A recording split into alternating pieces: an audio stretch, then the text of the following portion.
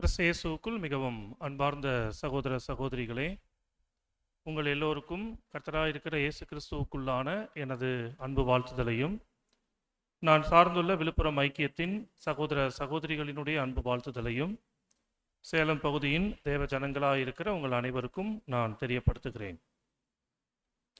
சகோதரர் அவர்கள் அறிவித்தபடி இந்த நாளில் இருந்து ஒரு புதிய தொடர்பாடம் நாம் தியானத்திற்கென்று எடுத்துக்கொள்ளலாம். பாடத்தினுடைய தலைப்பு நியாயாதிபதிகள், த ஜட்ஜஸ், நியாயாதிபதிகள் என்பது இந்த தொடர் பாடத்தின் தலைப்பு.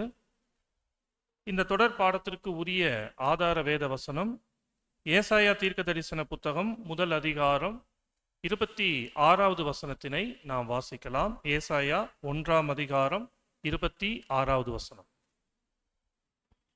உன் நியாயாதிபதிகளை முன்னிருந்தது போலவும் உன் ஆலோசனைக்காரரை ஆதியில் இருந்தது போலவும் திரும்ப கட்டளையிடுவேன். பின்பு நீ நீதிபுரம் என்றும் சத்திய நகரம் என்றும் பெயர் பெறுவாய். அன்புக்குரியவர்களே, தேவனுடைய தெய்வீக திட்டத்தில் பழைய ஏற்பாட்டின் காலப்பகுதிகளில் மாம்சீக இஸ்ரேலர்களுக்கு என்று தேவன் அமைத்து கொடுத்த நியாயாதிபதிகளின் காலம் என்பது கவனிக்கப்படத்தக்கது.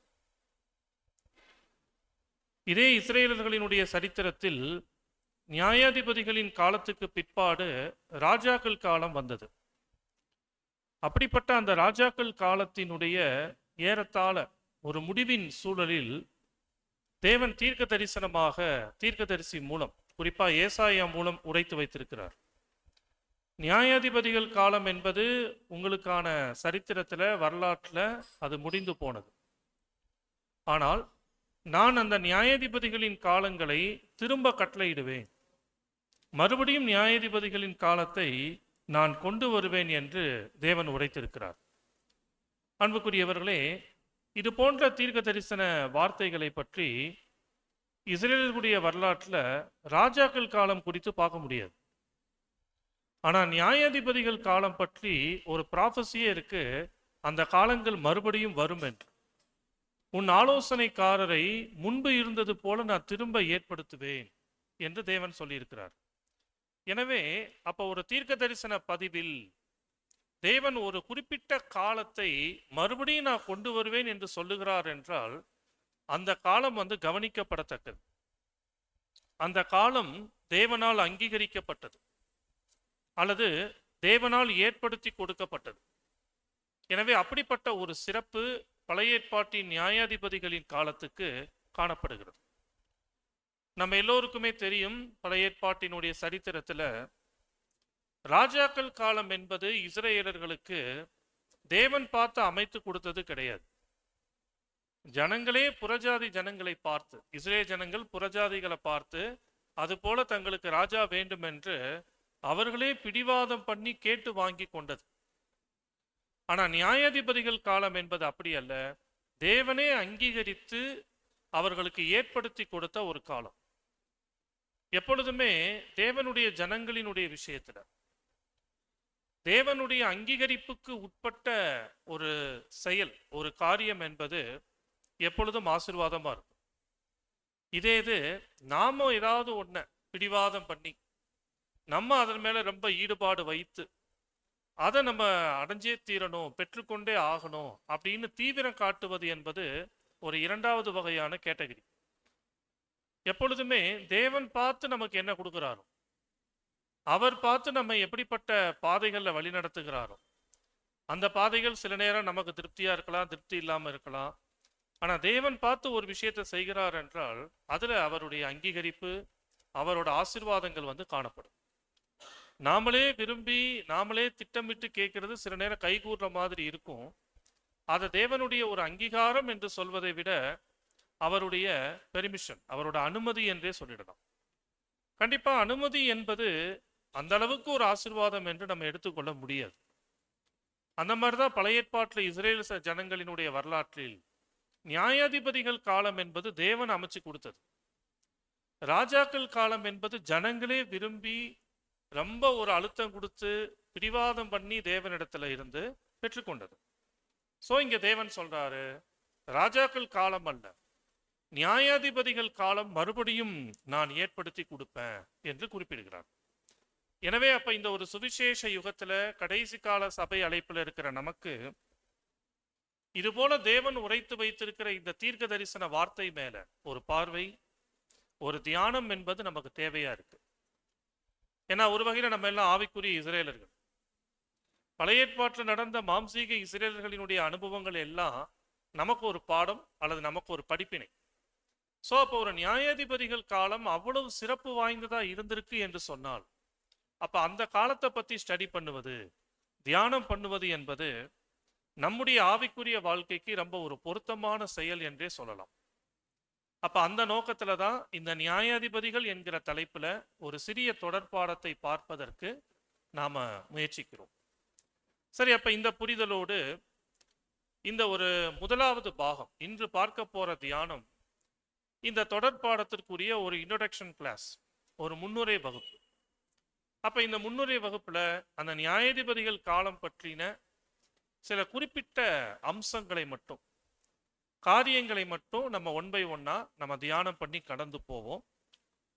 நம்ம எல்லோருக்கும் தெரிந்த ஒரு தகவல் தான், இந்த நியாயாதிபதிகள் காலம் என்பது பழைய ஏற்பாட்டில் ஒரு 450 வருஷ காலங்களை உள்ளடக்கியது. இதை குறித்து நமக்கு வசனம் இருக்கு. அப்போஸ்தலர் நடபடிகள் 13ஆம் அதிகாரத்தில் 20வது வசனம் கவனிக்கலாம். பின்பு ஏறக்குறைய 450 வருஷ காலமாய் சாமுவேல் தீர்க்கதரிசி வரைக்கும் அவர்களுக்கு நியாயாதிபதிகளை ஏற்படுத்தி வந்தார். ஆம், அன்புக்குரியவர்களே, நேரடியாக நம்மளால பழைய ஏற்பாட்டிலேயே நியாயாதிபதிகளின் புத்தகத்திற்குள்ள இருந்து அந்த நியாயாதிபதிகள் காலம் எத்தனை வருடம் என்பதை நம்ம கணக்கிடுவது முடியாது. அது சிரமமான விஷயம். சில நேரங்கள் வேத மாணவர்களாக இருக்கிற நம்ம மத்தியில அது போன்ற சில ஆர்வங்கள் ஏற்படும். எப்படி முதலாம் உலகத்தை கணக்கு பண்றோம், ஜீனியாலஜி வச்சு, வம்ச வரலாறுகள் வச்சு பார்க்கிறோம், முதலாம் உலகம் இத்தனை வருஷங்கள் என்று. அது போல ராஜாக்கள் காலத்தை கூட கணக்கு பண்றோம். ராஜாக்கள் காலம் எப்படி கணக்கு பண்ணுவோம்? ஒரு ராஜா ஆட்சி பண்றார், அவர் மறிச்ச உடனே அடுத்த ராஜா வந்துடுவார். ஸோ அப்போ ஒரு ராஜா எத்தனை வருஷம் ஆட்சி பண்ணார், அவருக்கு அப்புறம் வந்த ராஜா எத்தனை வருஷம் ஆட்சி பண்ணார், இப்படியே நம்ம கால்குலேட் பண்ணா ராஜாக்கள் காலம் வந்துடும். ஆனா நியாயாதிபதி காலம் மட்டும் அப்படி இருக்காது. ஒரு நியாயாதிபதி அரசாட்சி பண்ணிட்டு அல்லது ஆளுகையில காணப்பட்டு அவர் மறிக்கிறார் என்றால் உடனே அடுத்த நியாயாதிபதி வரமாட்டார். சில குறிப்பிட்ட வருஷங்கள் ரொம்ப சைலண்டா இருக்கும் இஸ்ரேல் ஜனங்கள் மத்தியில. எந்த ஒரு தலைவரோ இல்ல தலைமைத்துவத்தில் காணப்படுகிற நபர்களோ இல்ல பேர் பெற்ற எந்த ஒரு நபர்களோ இல்லாமல் ஒரு பொதுவான வாழ்க்கை ஜனங்கள் மத்தியில காணப்படும்.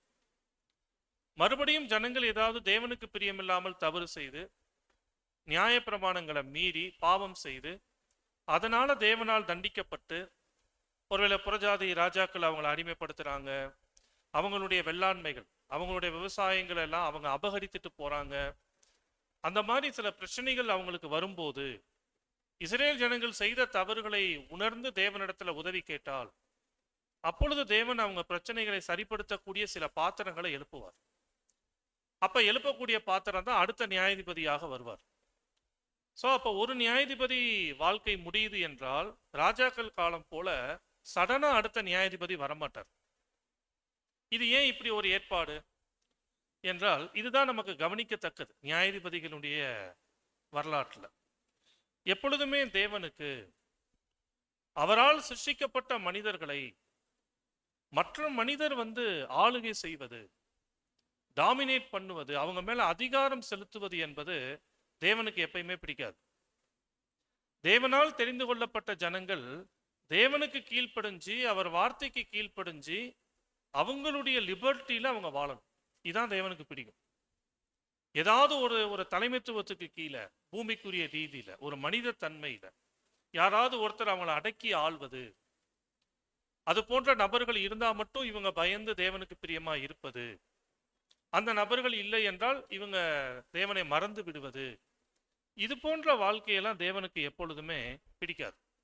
சிம்பிளா சொல்லிட்டா, ஏன் தேவன் ராஜாக்கள் காலத்தை இஸ்ரேல் ஜனங்களுக்கு அவரே ஏற்படுத்தி கொடுக்கல? ஒரு ராஜா அவர் ஜனங்களை அடக்கி ஆள்வார். அப்படி தேவனால் தெரிந்து கொள்ளப்பட்ட ஜனங்களை மற்ற மனிதர்கள் அடக்கி ஆள்வது என்பது தேவனுக்கு எப்பொழுதுமே விருப்பமில்லாத செயல். காரணம் என்னவென்றால், மனிதன் தேவனோட சாயலில் சிருஷ்டிக்கப்பட்டவர். என்னதான் மனிதர்கள் பாவம், பலகீனங்கள், விழுந்து போன தன்மையிலேயே இருந்துட்டாலும் தேவன் எப்பொழுதுமே அந்த ஒரு ரெஸ்பெக்ட், அந்த மதிப்பு மனிதர்கள் மேல வச்சிருப்பார். இன்னைக்கு உலகம் பாவத்தினால அவங்க இஷ்டத்துக்கு பலதரப்பட்ட தலைமைத்துவங்களை, ராஜாக்களை, இன்னும் வரலாற்றில் நம்ம பார்க்குறோம். எவ்வளோ பேர் மனிதர்களை, உலகத்தார அதிகாரம் செலுத்திட்டாங்க. ஆனால் அப்படிப்பட்ட எந்த ஏற்பாடும் தேவ திட்டத்தில் நிலைச்சு நின்னதே கிடையாது. உதாரணம், இன்றைக்கு நம்ம காலகட்டம் கடைசி கால சபை, மன்னர்கள் ஆட்சி இல்லை உலகத்துல. 99% மேல மன்னர்கள் ஆட்சி இல்லாத ஒரு சூழல்ல இன்னைக்கு உலகம் போயிட்டு இருக்கு. காரணம் என்ன? நமக்கு தெரியும், கர்த்தர் இயேசுவினுடைய 2ஆம் வந்திருத்தலின் ஆசீர்வாதத்துக்குள்ள இருக்கிறோம். அப்ப கர்த்தருடைய வந்திருத்தலின் காலத்திலேயே அவர் செய்யக்கூடிய ஒரு முக்கிய செயலாகவே எதை பார்க்கப்படுதுன்னா, எந்த ஒரு மனிதர்களும் மற்ற மனிதர்களை அடக்கி ஆள்வது, ஆட்சி செய்வது என்பது தேவனுக்கு பிரியமில்லாத செயல். காரணம், மனிதன் தேவனுடைய சாயலில் சிருஷ்டிக்கப்பட்டவர். சோ அப்ப அந்த அடிப்படையில தான் இந்த நியாயாதிபதிகள் காலம், தேவன் எந்த ஒரு நியாயாதிபதியும் வரிசையா அடுத்தடுத்து எழும்பி ஜனங்களை அவங்க தலைமைத்துவத்துல வழி நடத்துவது, ஆளுகை செய்வது என்பது தேவனுக்கு பிரியமில்லாத செயல். ஏதாவது பிரச்சனைன்னு தேவன்கிட்ட சொன்னா அந்த பிரச்சனையை தீர்த்து வைக்கக்கூடிய ஏற்ற பாத்திரங்களை தேவன் எழுப்புவார். அந்த பாத்திரத்தோட வேலை என்ன? பிரச்சனைகளை ஜனங்களுக்கு ஷார்ட் அவுட் பண்ணிட்டு அவர் அமைதி, அவர் வாழ்க்கைக்குள்ள போயிடுவார். அதுக்கப்புறம் ஜனங்களுக்கான வழிகாட்டி யாரு?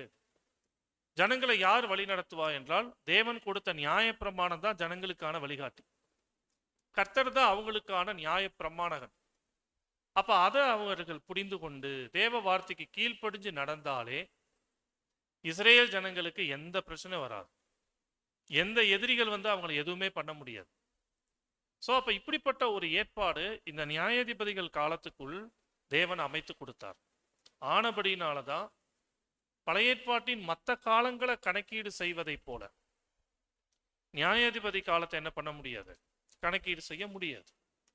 ஆயினும் தேவன் அவருடைய ஆவியின் வழி நடத்துதல்ல, புதிய ஏற்பாட்டில் அப்போஸ்தலர் நடபடிகள்ல ஒரே வசனத்துல அந்த காலங்கள் எவ்வளவாக இருந்திருக்கும் என்பதை பற்றின ஒரு ரெஃபரன்ஸ் நமக்கு கொடுக்கப்பட்டிருக்கு. இதைத்தான் நம்ம வாசிச்சோம். அப்போஸ்தலர் 13:20 450 வருஷ காலம். குறிப்பா அதுல இன்னொரு பதிவும் இருக்கு, சாமுவேல் தீர்க்கதரிசி வரைக்கும். அப்படின்னா இந்த வசனத்துல தெரிஞ்சிருச்சு மொத்தம் 450 வருஷம். அதுல கடைசி நியாயாதிபதி யார்? சாமுவேல் தீர்க்கதரிசி என்பது தெரிஞ்சிருச்சு. அப்படி என்றால் இப்ப முதல் நியாயாதிபதி யாரா இருக்கணும் அப்படின்னா ஜோஷுவா தான். இதை சகோதரர் ரசல் அவர்கள் ரீப்ரின்ஸ் 56:45 குறிப்பிடும் போது 56:45 இஸ்ரேலர்களின் சரித்திரத்தில் தேசம் பிரிக்கப்பட்டதில் இருந்து சவுல் ராஜாவாக அபிஷேகம் பண்ணப்படும் வரை உள்ள 450 வருட காலப்பகுதி, அது நியாயாதிபதிகளின் காலம் ஆகும். முதல் நியாயாதிபதி யோசுவா, கடைசி நியாயாதிபதி சாமுவேல். சோ அப்ப அன்புக்குரியவர்களே, இந்த முன்னுரை வகுப்புல சில தகவல்கள் நம்ம தெளிவா பார்க்க முடியுது. 450 வருஷம் ஃபர்ஸ்ட் ஜட்ஜ் ஜோஷுவா, கடைசி ஜட்ஜ் நியாயாதிபதி சாமுவேல். அப்ப இந்த 450 வருஷம் இடைப்பட்ட காலத்தில் இன்னும் அநேக நியாயாதிபதிகள் காணப்பட்டிருக்கிறாங்க சரித்திரத்தில். ஒருவேளை அதை பத்தி ஒரு குறுகின லிஸ்ட் நம்ம பார்க்க முடியுமா என்றால், இங்கே ஒரு 16 நியாயாதிபதிகளோட லிஸ்ட் நமக்கு கிடைக்குது. நியாயாதிபதிகள் புத்தகத்திலிருந்து கவனிக்கும் போது இதை சுருக்கமா அந்த லிஸ்ட் நாமளே வாசிக்கிறோம், நீங்க கவனிக்கலாம். முதலாவது ஜோஷுவா, இவரை பற்றி உபாகமம் 3ஆம் அதிகாரம் 18ஆம் வசனத்துல ஆரம்பிக்குது. இவர் நியாயாதிபதியா பொறுப்பேற்கிற ஒரு வார்த்தை. இரண்டாவது ஒத்னியேல், இவர் நியாயாதிபதிகள் 3ஆம் அதிகாரம் 9வது வசனம். மூன்றாவது ஏகூத், நியாயாதிபதி புக்ல தான் 3ஆம் அதிகாரம் 15வது வசனம். நான்காவது சம்கார், இது 3ஆம் அதிகாரம் 31ஆம் வசனம். ஐந்தாவது தெபோரா, ஒரே ஒரு பெண் நியாயாதிபதி, இவங்க 4ஆம் அதிகாரம் 4ஆம் வசனத்துல வராங்க. இந்த தெபோரால் காலத்துக்குள்ளேயே தான் பாராக் எனப்பட்ட ஒரு கதாபாத்திரம் இருப்பார். அவரும் ஒரு வகையில் நியாயாதிபதி காலத்துக்குள்ள வாழ்ந்த ஒரு கேரக்டர், நல்ல கேரக்டர் தான். ஆனாலும் இந்த தெபோரால் வாழ்ந்த காலத்துக்குள்ள பாராக் இருந்திருக்கிறார். பாராக்குடைய சிறப்பு தன்மையை விட வேதம் தெபோரால் என்கிற அந்த சகோதரியினுடைய சிறப்பு தன்மையை தான் நமக்கு வெளிப்படுத்துது. இவங்க நியாயம் விசாரித்து கொண்டிருந்தார்கள் என்று வசனமும் இருக்கு தெபோரால். ஸோ அப்போ தெபோரால் பற்றி பார்க்கும்போதே அந்த ஒரு பாடத்தில் நம்ம பாராக்கை பற்றியும் பார்த்துருவோம். அதனால நம்ம பாராக்க தனியாக இந்த லிஸ்ட்டில் வந்து கொண்டு வரலை. ஸோ இப்போ 5வது தெபோரால் நம்ம சொல்லிட்டோம். 6வது கிதியோன், 6ஆம் அதிகாரம் 14ஆம் வசனத்தில் இருக்கு, அதை பற்றின தகவல். 7வது அபிமெலேக், 9ஆம் அதிகாரம் 1 வசனம். நியாயாதிபதிகள் வரலாற்றிலேயே ஒரு பேட் கேரக்டர், ஒரு துன்மார்க்கமான மனுஷன் என்றால் இவரை தான் சொல்லணும். அது அந்த தியானங்கள் பண்ணும்போது நம்ம பார்க்கலாம்.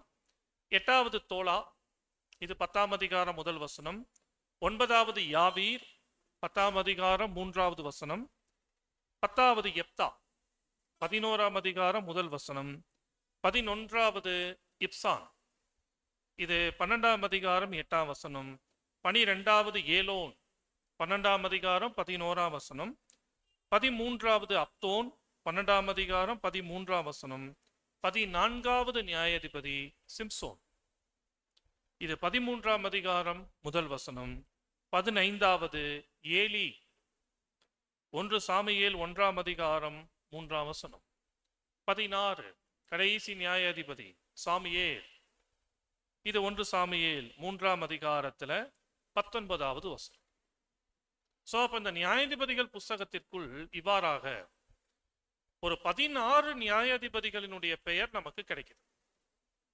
இந்த 16 பேரை பற்றியும் நம்ம பாடங்கள் 1 by 1 தியானிக்கிற போது எல்லா கதாபாத்திரங்களை பற்றியும் நமக்கு முழு விவரங்கள் இருக்கா பைபிள்ல என்று கேட்டால் அவ்வாறு கிடையாது. சில நியாயாதிபதிகள் பற்றி நல்ல விவரங்கள் இருக்கு, வேத வசனத்துல ஆதாரம் இருக்கு. சில நியாயாதிபதிகள் பற்றி பெருசா விவரமே இருக்காது. அவங்க பேர் இருக்கும், அவங்க ஊர் இருக்கும், எவ்வளவு வருஷங்கள் நியாயாதிபதியா செயல்பட்டார் அப்படின்ற குறிப்பு மட்டும்தான் இருக்கும். எனவே இந்த 16 பேரை பற்றியும் ஒரு டீட்டெயில் ஸ்டடி பண்றது சிரமம், நமக்கு ரெஃபரன்ஸ் கிடையாது. லிஸ்ட் பார்த்துட்டோம், இது பைபிள்ல இருக்கு. இந்த மாதிரி ஆதாரங்கள் 16 பேர் இருந்திருக்கிறாங்க என்பதற்கு ஆதாரம் இருக்கு. எனவே அப்ப யாரை பற்றி வேத வசனம் எவ்வளவு தகவல் கொடுக்குதோ அதன் அடிப்படையில வருகிற நாட்கள்ல நம்ம 1 by 1 நம்ம தியானங்களை நாம் மேற்கொள்ளலாம்.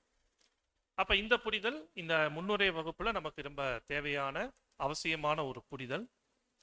இதற்கடுத்து இந்த ஜட்ஜஸோட புக்கு, இந்த நியாயாதிபதிகளின் புத்தகம் எவ்வாறு உருவாயிருக்கு? ஏன்னா வேதத்துல பழைய ஏற்பாட்டில் இருக்கிற 39 புக்குல நியாயாதிபதிகள் என்பது ஒரு புக்கு.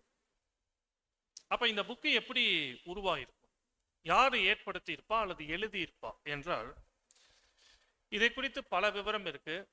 நேரடியா எந்த பைபிள் கமெண்டேட்டர்ஸும் நமக்கு டைரக்டா தகவல் கொடுக்கல. ஆனாலும் சில நியாயமான கருத்துக்களை ஒரு சில கமெண்டேட்டர்ஸ் வந்து வலியுறுத்துறாங்க. குறிப்பா சகோதரர் பிராங்க் ஷேலோ, அப்புறம் ஆடம் கிளார்க்கு, சில இடத்துல ரசலுடைய தாட்டு கூட அதுக்கு பொருத்தமா இருக்கு. என்னவென்றால் பொதுவாக பல பைபிள் பழைய ஏற்பாட்டினுடைய நிருபர்கள், ஒருவேளை பினேகாஸ், எசேக்கியா, எஸ்ரா, இது போன்ற பல நபர்கள் மேல பார்வை இருக்கு, இந்த புத்தகத்தை எழுதியிருக்கலாமா. அதுல ஓரளவு ஏற்றுக்கொள்ளப்படத்தக்க பார்வை யார் மேல என்றால் சாமுவேல் தீர்க்கதரிசி. இந்த சாமுவேல் தீர்க்கதரிசி மூலமாக இந்த வேலை வந்து இந்த புத்தகம் வந்து ஏற்படுத்தப்பட்டிருக்கணும்.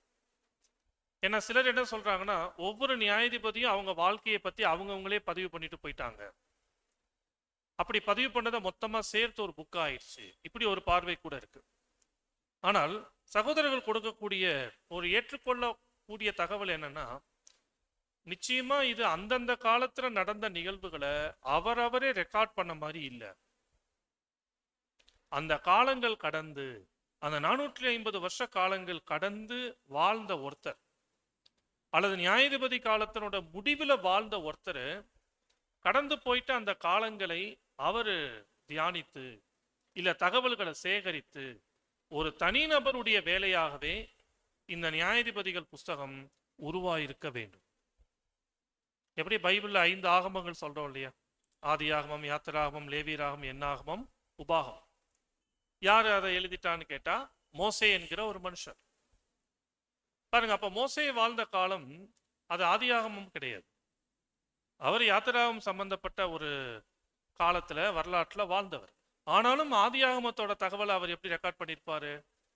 ஸோ இருக்கிற விஷயங்கள் எல்லாம் அவர் கோர்வைப்படுத்தி அவர் அவைகளை கூட்டி அதை அருமையாக அவர் தொகுத்து எழுதியிருக்கிறார் என்றே சொல்லணும். இது போலதான் இந்த சாமுவேல் தீர்க்கதரிசி இந்த ஒரு புத்தகத்தை அவர் எழுதியிருக்கும். நடந்து முடிந்த அனுபவங்களை அவர் தொகுத்து மற்றவர்கள்ட்ட இருந்த தகவல்களை கலெக்ட் பண்ணி அவர் ஒரு மனிதனாக இதை எழுதியிருக்கிறதற்கு அதிக வாய்ப்பு இருக்கு. இது போல இந்த புக்கு உருவான விதம் அந்த காலங்கள் கடந்த பிற்பாடே அது உருவாகி இருக்கணும் என்பதற்கு பைபிளே ஒரு இன்டைரக்டான தகவல், ஒரு மறைமுக ஆதாரம் நமக்கு காணப்படுது. அதனை வாசிப்போம். நியாயாதிபதிகள் 2ஆம் அதிகாரத்துல 10வது வசனம், 2:10. அக்காலத்தில் இருந்த அந்த சந்ததியார் எல்லாரும் தங்கள் பிதாக்களுடன் சேர்க்கப்பட்ட பின்பு கர்த்தரையும் அவர் இஸ்ரேலுக்காக செய்த கிரியையையும் அறியாத வேறொரு சந்ததி அவர்களுக்கு பின் எழும்பிற்று. அன்புக்குரியவர்களே, இந்த வசனத்தை பார்த்தாலே தெரியுது, இதெல்லாம் நடந்துட்டு இருக்கும் போதே ஒருத்தர் எழுதியிருக்க வாய்ப்பு இல்லை. ஏன்னா வசனம் எப்படி இருக்கு? அக்காலத்தில் இருந்த அந்த சந்ததியார் எல்லாரும் தங்கள் பிதாக்களுடன் சேர்க்கப்பட்ட பின்பு. இப்படி ஒரு வாசகத்தை ஒருத்தர் எழுதியிருக்கிறார்னா இவர் நிச்சயமா அந்த காலங்கள் கடந்த பின்னாடி வாழ்ந்தவரா இருக்கணும். நடந்து முடிந்த காலங்களை பற்றி அவர் தொகுத்து கூட்டி கோர்வைப்படுத்தி அவர் எழுதக்கூடியவரா இருக்கணும். அதனாலதான் சொல்றாரு, அந்த காலத்துல இருந்தவங்களா மரித்த பிற்பாடு கர்த்தரை அறியாத வேறொரு சந்ததி எழும்பிற்று. இந்த மாதிரி பல வசனங்களை காட்டலாம் அல்லது நம்ம கவனிக்க முடியும் நியாயாதிபதிகள் புஸ்தகத்துல. எனவே அன்புக்குரியவர்களே, நியாயாதிபதிகள் புத்தகம் என்பது ஒரு தனி நபரால் அது கோர்வைப்படுத்தி எழுதப்பட்டு இருக்கணும். அந்த தனி நபர் பெரும்பான்மையானவருடைய பார்வை சாமுவேல் தீர்க்கதரிசி மேல காணப்படுது. ஏன்னா அவர் ஒரு நல்ல வேத புத்தகத்தின் எழுத்தாளர், தேவனால் பயன்படுத்தப்பட்டவர். அவரோட பேர்லயே பைபிள்ல 2 புக்கு இருக்கு, 1 சாமுவேல் 2 சாமுவேல். ஸோ அப்ப இந்த நபரை தேவன் பயன்படுத்தியே நியாயாதிபதிகள் புத்தகமும் உருவாயிருக்க வேண்டும். சரி, இதனுடைய காலம் மற்றும் இந்த புக்கு உருவான விதம் பார்த்துட்டோம். இப்ப இந்த நியாயாதிபதிகள் காலத்தினுடைய சிறப்பம்சம் அல்லது ஒரு நியாயாதிபதி எனப்பட்டவருடைய ஒரு சிறப்பு என்ன? பாடத்தோட பிகினிங்லே சொன்னோம், ராஜாக்கள் காலத்தை விட இது விசேஷ காலம், தேவன் விரும்பின காலம், தேவனை ஏற்படுத்தி கொடுத்த காலம். அப்ப அந்த அளவுக்கு அந்த காலத்துக்குள்ள என்ன இருக்கு? இல்ல நியாயாதிபதிகளோட ஊழியத்துல அவங்களோட வாழ்க்கைக்குள்ள அந்த அளவுக்கு ஒரு சிறப்பு என்ன இருக்கு என்பதை நாம் யோசித்தால், ரசலனுடைய எழுத்துக்களில் ஒரு சில ஆர்டிக்கல் அவர் எழுதியிருக்கிறார். ஸ்லைட்ல நீங்க பார்க்கலாம். ஒரு 2 வகையான ரீப்ரிண்ட்ஸ் ஆதாரங்கள். ஒன்று ரீப்ரிண்ட்ஸ் 56:45, மற்றொன்று ரீப்ரிண்ட்ஸ் 31:05. இந்த 2 ஆர்டிக்கல்லையுமே ஒரு சிறப்பான தகவல்களை சகோதரர் குறிப்பிட்டிருக்கிறார். சிஸ்டர் நீங்க வாசிக்கலாம். நியாயாதிபதிகள் தேர்ந்தெடுக்கப்படாமல் தேவனால் நியமிக்கப்பட்டவர்கள். ஃபர்ஸ்ட் பாயிண்ட் பார்க்கணும். பழைய ஏற்பாட்டில் காணப்பட்ட நியாயாதிபதி காலத்துக்குள்ள இருந்த நல்ல நியாயாதிபதி, ஒரு உண்மையான வாழ்க்கை வாழ்ந்த எந்த நியாயாதிபதியும் ஜனங்களால் தேர்ந்தெடுக்கப்பட்டவர் கிடையாது. இல்ல தன்னைத்தானே ப்ரமோட் பண்ணிக்கிடுவாங்களா, நான் தான் உங்களுக்கு அடுத்த நியாயாதிபதினு? நோ. மாறாக ஒவ்வொரு நியாயாதிபதியும் ஏற்படுத்தினவர், நியமித்தவர் யார்தான்? தேவன் தான் நியமிச்சிருக்கிறார்.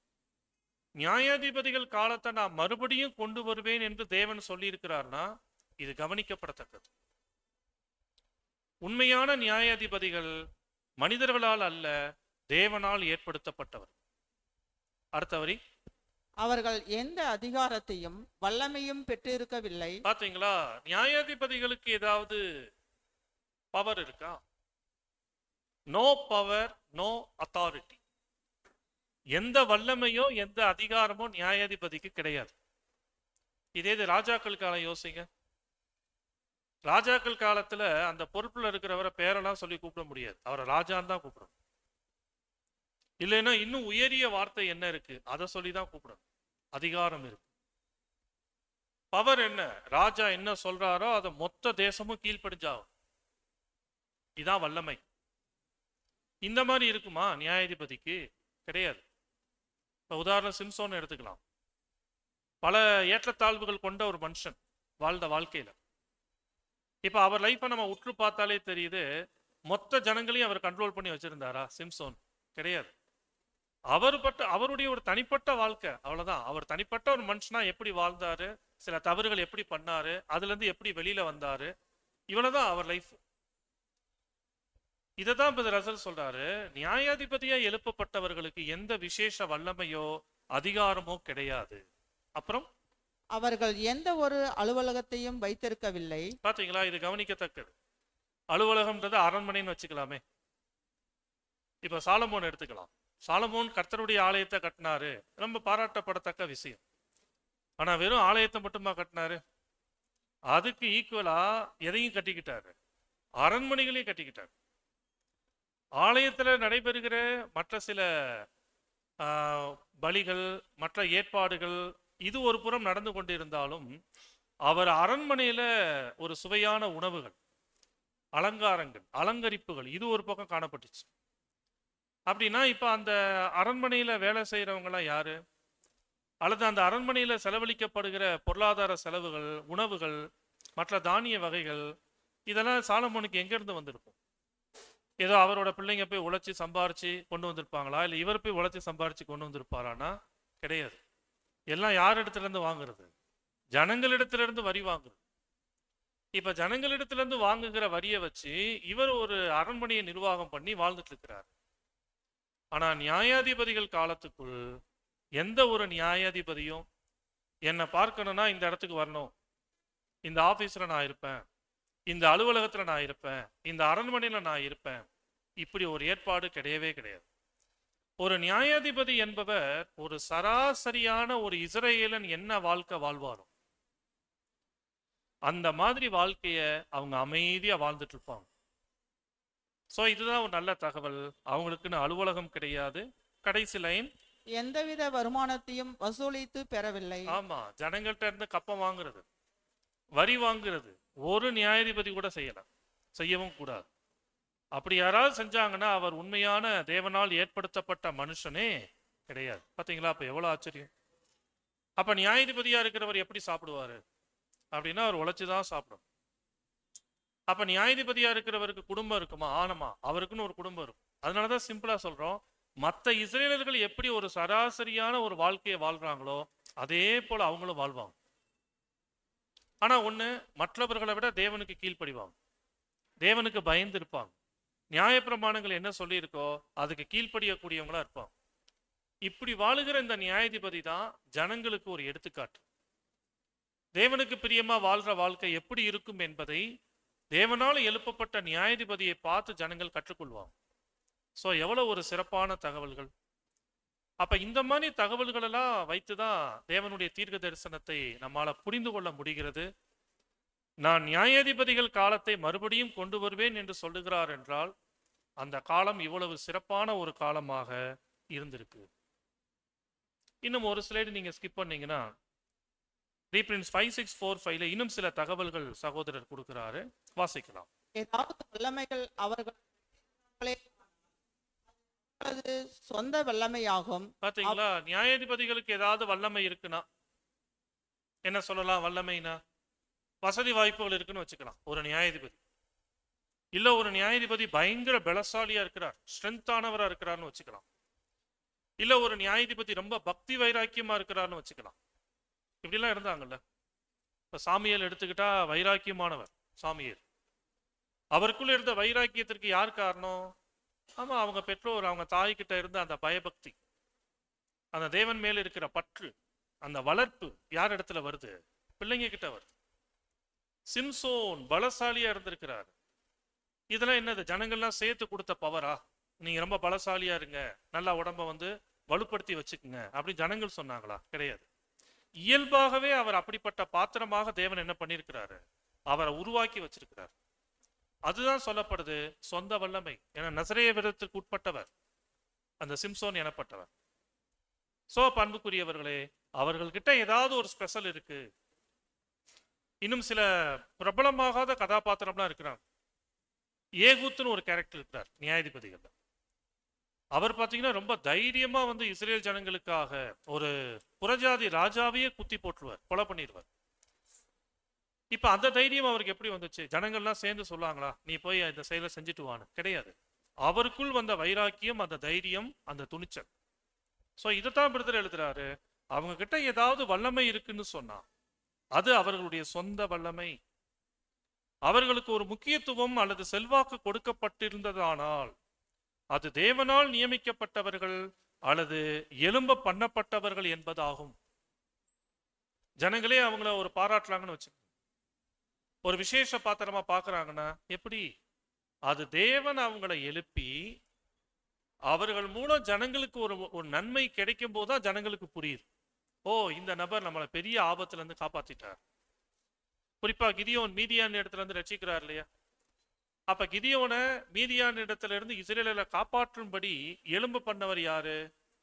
தேவன் தான். அவர் தூதன் மூலம் கிதியோன்ட்ட பேசுவார். பேசி அவர் செய்கிற செயல் மூலம் ஜனங்கள் மீதியானியர் கையில இருந்து காப்பாற்றப்படுவாங்க. நீங்க அதெல்லாம் வேதத்துல நியாயாதிபதிகள் 8ஆம் அதிகாரம் வாசிச்சு பார்த்தீங்கன்னா தெரியும். மீதியானியர் இடத்துல இருந்து ஜனங்கள் காப்பாற்றப்பட்ட பிற்பாடு ஜனங்கள் எல்லாம் மொத்தமா சேர்ந்து கிதியோன்ட்ட வந்து சொல்லுவாங்க, நீர் எங்களை இனிமேல் ஆளுகை செய்யுங்க, உங்க காலத்துக்கு அப்புறம் உங்க பிள்ளைங்க எங்களை ஆளுகை செய்யட்டும் அப்படின்னு ஜனங்கள் சொல்லுவாங்க. ஆனாலும் கிதியோன் என்ன செய்ய மாட்டார்னா ஏத்துக்க மாட்டார். உங்களை ஆளுகை செய்கிற வேலை என்பது என்னுடையதல்ல என்று சொல்லி தேவன் தான் உங்களை ஆளுகை செய்யணும்னு அங்க ஸ்ட்ராங்கா சொல்லிடுவார். இதை தான் ரசல் சொல்றாரு. அவங்க கிட்ட ஏதாவது ஒரு இன்ஃப்ளூயன்ஸ் இருக்கு, இல்ல ஜனங்களிடத்துல இருந்து ஒரு மதிப்பு, ஒரு இம்பார்ட்டன்ஸ் அவங்களுக்கு வருது, அவங்கள ஒரு சிறப்பு வாய்ந்தவங்களா மக்கள் பார்க்கறாங்க என்று சொன்னால் தேவனால் அவர்கள் எழுப்பப்பட்டு அவர்கள் மூலம் ஜனங்களுக்கு நன்மை கிடைக்கும் இல்லையா? அந்த நன்மைகளை ருசிச்ச உடனே தான் ஜனங்கள் என்ன பார்க்கறாங்க, ஓகே இவங்க உண்மையிலேயே தேவன் இவங்க கூட இருந்து செயல்படுகிறாரு அப்படின்ற நம்பிக்கை வரும். ஆனா இதே இது ராஜாக்கள் காலத்தை திரும்பி பார்த்தா என்னதான் துன்மார்க்கமான ராஜாவா இருந்தாலும் ஜனங்கள் அவங்களுக்கு என்னதான் செஞ்சு ஆகணும், கீழ்ப்படிஞ்சுதான் ஆகும். அவங்க சொல்ற வார்த்தையை காது கொடுத்து கேட்டுதான் ஆகும். எதிர்த்து பேச முடியாது, எதிர்த்து நிற்க முடியாது, தங்களோட உரிமைக்காக போராட முடியாது. இது ராஜாக்கள் காலம். ஆனா நியாயாதிபதிகள் கால விஷயத்துல ரொம்ப சிறப்பான வார்த்தைகள் சகோதரர் குறிப்பிட்டிருக்கிறார். அன்புக்குரியவர்களே, இதை ஏன் இந்த ஒரு இன்ட்ரோடக்ஷன் கிளாஸ்ல இவ்வளவு தெளிவா பார்க்கிறோம்னா, இந்த சப்ஜெக்டோடைய முடிவில் இன்னைக்கு நம்ம பார்க்க போற பாகத்தோட எண்டுல இது எல்லாத்துலயும் இருந்து நமக்கு ஒரு பாடம் இருக்கு, நமக்கான சில படிப்பினைகள் இதுல காணப்படுது. சோ அப்போ ஒரு நியாயாதிபதிகளின் காலத்தோட சிறப்பு என்ன என்பதை இவ்வளவு நேரம் நம்ம தெளிவாக பார்த்திருக்கோம். சில வசனங்கள் கவனிக்கலாம். வேதாகமத்துல நியாயாதிபதிகள் 3ஆம் அதிகாரத்தில் 9வது வசனம் வாசிக்கலாம். 3:9. இஸ்ரேல் புத்திரர் கர்த்தரை நோக்கி கூப்பிட்ட போது கர்த்தர் இஸ்ரேல் புத்திரரை ரட்சிக்கும்படி காலேபின் தம்பியான கேனாசுடைய குமாரனாகிய ஒதினியேல் என்னும் ஒரு இரட்சகனை அவர்களுக்கு எழும்ப பண்ணினார். பாத்தீங்களா? இவ்வளவு நேரம் பார்த்த தகவல்ல தெரியுது பாரு. இஸ்ரேல் புத்திரர் ஒரு ஆபத்துல இருந்து கர்த்தரை நோக்கி கூப்பிடுறாங்க. அப்ப கர்த்தர் என்ன பண்றாரு? கர்த்தர் பார்க்கிறார். அன்னைக்கு இருந்த அந்த பிரச்சனைக்கு ஜனங்களை காப்பாற்றணும்னா அதற்கு எந்த பாத்திரம் பொருத்தமானவர்? அன்று வாழ்ந்து கொண்டிருக்கிற மனிதர்களுக்கு மத்தியில கவனிக்கும் போது ஒத்தினியேல் என்கிற மனிதன் தெரிகிறார் தேவனோட பார்வையில். சோ இப்ப தேவன் என்ன பண்றாரு? ஒத்தினியேலை எழும்ப பண்ணினார். நல்ல தகவல். சரி, இவ்வாறு ஒத்தினியேல் காரியங்கள் செய்தாரு. செய்து முடிச்சதுக்கு அப்புறம் ஜனங்கள் இனியாவது தேவனுக்கு பிரியமா வாழ்வாங்களான்னா கிடையாது. ஒரு மீட்பு புறஜாதிகளிடத்திலிருந்து ஒரு காப்பாற்றப்படுதல் கிடைச்ச உடனே மறுபடியும் கொஞ்ச நாள் தேவனுக்கு பிரியமா வாழ்ற மாதிரி இருந்துட்டு ஒத்தினியேல் காலம் முடிஞ்ச உடனே மீண்டும் பாவம், மீண்டும் விக்கிரக ஆராதனைகள், மீண்டும் புறஜாதிகளோடு தொடர்பு வைக்கிறது, திருமண உறவுக்குள் போவது, இது போன்ற செயல்கள் ஜனங்கள் செய்ய ஆரம்பிச்சிருவாங்க. செய்ய ஆரம்பிச்ச உடனே தேவனுடைய தண்டனை, தேவனுடைய சில பனிஷ்மெண்ட் மறுபடியும் ஜனங்களுக்கு வரும். மறுபடியும் வரும்போது இப்ப ஜனங்கள் என்ன பண்ணுவாங்க? அந்த ஆபத்துக்குள்ள இருந்துட்டு தேவனிடத்துல மறுபடியும் உதவி கேட்பாங்க. இப்படியே தான் நியாயாதிபதிகள் புத்தகங்கள் மாறி மாறி போய்கிட்டே இருக்கும். இதெல்லாம் சில வசனங்கள் இருக்கு. அது நீங்க தனிப்பட்ட முறையில் இந்த 3ஆம் அதிகாரத்தில் வாசித்து பார்த்துக்கலாம். இந்த மாதிரியா இருக்கிற இந்த நியாயாதிபதிகளின் புத்தகத்தை அல்லது நியாயாதிபதிகளினுடைய புத்தக வரலாற்று காலங்களை ஒரு கிறிஸ்தவர் படிக்கிறார்னு வச்சுக்கோங்க. கிட்டத்தட்ட 20க்கும் மேல உள்ள அதிகாரங்கள் இருக்கு நியாயாதிபதி புஸ்தகத்துல. இதை ஒருத்தர் வாசிக்கிறார், முழுமையா வாசிக்கிறார். வாசிச்சுட்டா அவருக்கு என்ன தோணும் இந்த புக்கை வாசிக்கும் போது? இதை ரீப்ரின்ஸ் நம்பர் 31/02 சகோதரர் குறிப்பிடுகிறார். ஒருத்தர் நியாயாதிபதிகள் புஸ்தகத்தை அந்த 450 வருட இஸ்ரேலின் வரலாற்று காரியங்களை படித்தால் அவருக்கு என்ன தோணலாம் என்றால், இது அந்த அளவுக்கு ஒரு கரேஜ்ஃபுல் புக்குமானி இல்லையே, ஒரு ஊக்கத்தை நமக்கு ஏற்படுத்தி கொடுக்கிற ஒரு புத்தகம் மாதிரி இல்லையே. ஏன்னா நியாயாதிபதிகள் காலத்துக்குள்ள கூட ஜனங்கள் ரொம்ப பாவம் பண்ணியிருக்கிறாங்க, நிறைய விக்கிரக வழிபாட்டுக்குள்ள போயிருக்கிறாங்க, புறஜாதிகளோடு சம்பந்தம் வச்சிருக்கிறாங்க, அப்புறம் அதுக்குரிய அடிகள் தண்டனைகளையும் தேவன்கிட்ட இருந்து வாங்கியிருக்கிறாங்க. அப்பனா கேள்வி வருது, இந்த காலங்களை எப்படி தேவன் பாராட்ட முடியும்? இல்லையா? இப்ப ராஜாக்கள் காலத்துல இதே தப்பு நடந்துச்சுல, விக்கிரக வழிபாடு இருந்துச்சு, புறஜாதிகளோட தொடர்பு வைக்கிறது இருந்துச்சு, தேவன் அதனால தண்டிச்சார். அப்ப நியாயாதிபதி காலம் ரொம்ப சிறப்பா இருந்துச்சா? 450 வருஷ காலம் எந்த தப்பு பண்ணாம இருந்தாங்களா? கிடையாது. நியாயாதிபதிகள் காலத்துக்குள்ளேயே தப்பு நடந்திருக்கு. அப்ப இதெல்லாம் பைபிள் வாசிக்கிற சிலருக்கு எப்படி தோணும்? ரெண்டுமே ஒரே மாதிரிதான். நியாயாதிபதிகள் காலம் எப்படியோ அப்படிதான் ராஜாக்கள் காலம். ஜனங்களுடைய ஒரு ஒரு வாழ்வியல் முறை அப்படித்தான் இருந்திருக்கு. இல்ல ராஜாக்கள் காலம் எப்படிப்பட்ட அனுபவங்களை காட்டுதோ அதே மாதிரிதான் எதுவும் காட்டுது, நியாயாதிபதிகள் புத்தகமும் காட்டுது. இந்த மாதிரி ஒரு முடிவுக்கு ஒருத்தர் நியாயாதிபதிகள் புஸ்தகத்தை வாசிச்சுட்டு வந்தார் என்றால், அல்லது அப்படி ஒரு தாட்டுக்குள்ள ஒருத்தர் வரார் என்றால், அத சகோதரர் சொல்றாரு, அது அவர் நியாயமில்லாத பார்வை பார்த்துட்டாரு. ஒரு சரியான கோணத்தில் அந்த நியாயாதிபதிகளின் புத்தகத்தை, அந்த வரலாற்றை அவர் கவனிக்க தவறிட்டார் என்று அர்த்தம். ஏன் எப்படி சொல்லலாம்? உண்மையா பார்த்துட்டா ஒரு நியாயாதிபதிகள் காலம் என்பது ஒரு மகிழ்ச்சியான காலம், ஒரு ஆசீர்வாதமான காலம் தான். எப்படி சொல்ல முடியும்? அதான் தப்பு நடந்திருக்கே, தேவனால் தண்டிக்கப்பட்டிருக்கிறாங்களே, விக்கிரக வழிபாடுகள் நிறைய நடந்திருக்கு. ஆமா, அது எல்லாமே நடந்துச்சு. அப்ப அது எதுவுமே நடக்காம இருக்கணும்னா என்ன பண்ணணும்? தேவன் ஜனங்களை அடக்குமுறை பண்ணணும். ஏதாவது ஒரு தவறான எண்ணங்கள் வரும்போது தேவன் ஜனங்கள் என்ன பண்ணணும்? அடக்குமுறை பண்ணி அவருக்குரிய ஜனங்களை தேவன் வாழ வைக்கணும். அப்படியா தேவன் செய்வார் அவருடைய ஜனங்களை? அந்த மாதிரி தேவன் அவருடைய ஜனங்களை லீட் பண்ணுவாரா, வழி நடத்துவாரா? நோ. இஸ்ரவேல் தேவனால் தெரிந்து கொள்ளப்பட்ட ஜனம், ஆபிரகாமின் வாக்குத்தத்தத்துக்கு உட்பட்ட ஜனம். ஆயினும் அந்த ஜனங்களை தேவன் உருவாக்குகிற விதம் என்பது அவங்களுடைய சுயாதீனத்திற்கு உட்பட்டு, அவங்களோட விருப்பத்துக்கு உட்பட்டு தான் அவங்கள தேவன் வடிவமைத்து கொண்டு வந்தார் நியாயாதிபதிகளின் காலத்துல. அதை எப்படி நம்ம கன்ஃபார்ம் பண்ணலாம்னா, நியாயாதிபதிகள் புத்தகத்துக்குள்ள ஜனங்கள் பல தவறுகள் பண்ணி பல அடிகள் தேவனிடத்துல வாங்கினாலும், தேவன் வாக்குத்தத்தம் பண்ணி கொடுத்த கானான் தேசத்தை விட்டு அவங்க என்ன பண்ணவே இல்லை, வெளியில போகவே இல்லை. அந்த வாக்குத்தத்த பூமியா இருக்கிற கானான் தேசத்துக்குள்ளேயே தான் ஜனங்கள் காணப்பட்டாங்க. அப்ப இது ஒரு நன்மை தானே, இது ஒரு ஆசீர்வாதம் தானே. இதே இது ராஜாக்கள் காலத்துல அப்படி சொல்ல முடியுமா? ராஜாக்கள் காலத்தை கணக்கீடு பண்ணா அங்க ஏகப்பட்ட பிரச்சனை வந்துச்சு இஸ்ரேல் ஜனங்கள். முதல் பிரச்சனை என்னன்னா, ஒரு 12 கோத்திரமா இருந்த அவங்க என்ன பண்ணிட்டாங்க, 2ஆ பிரிஞ்சுட்டாங்க. 10 கோத்திரம் தனி, 2 கோத்திரம் தனி. இதுவே ஒரு பெரிய இழப்பு, ராஜாக்கள் காலத்தினுடைய ஒரு பெரிய பாதிப்புனே சொல்லலாம். அடுத்தது நமக்கு தெரியும், 10 கோத்திரம் ரொம்ப சீக்கிரமே ராஜ்ய பார்த்து இழந்துட்டாங்க. புறஜாதிகள் கையில போயிட்டு அப்படியே டைல்யூட் ஆயிட்டாங்க. அந்த 10 கோத்திரத்தை மறுபடியும் ரீஃபார்ம் பண்ணவே முடியல. மறுபடியும் இந்தந்த கோத்திரம் என்று அவர்களை கூட்டி சேர்க்கவே முடியல. எஞ்சியது 2 கோத்திரம், யூதா, பெஞ்சமின். அவங்களும் ஒரு சந்தர்ப்பத்துல தேசத்தை விட்டு என்ன செய்யப்பட்டாங்க, 70 வருஷங்கள் வெளியில போனாங்க. அப்ப எப்படி பார்த்தாலும் தேவன் கொடுத்த வாக்குத்தத்த பூமி இஸ்ரேலர்கள் இழந்து போனார்கள் ராஜாக்கள் காலத்துல. மறுபடியும் அவங்க 70 வருஷம் கழிச்சு ஒரு 1-2 கோத்திரம் மட்டும் திரும்பி வந்தாலும் வந்த தேசத்துல அவங்களால சுதந்திரமா என்ன பண்ண முடியல, வாழவே முடியல.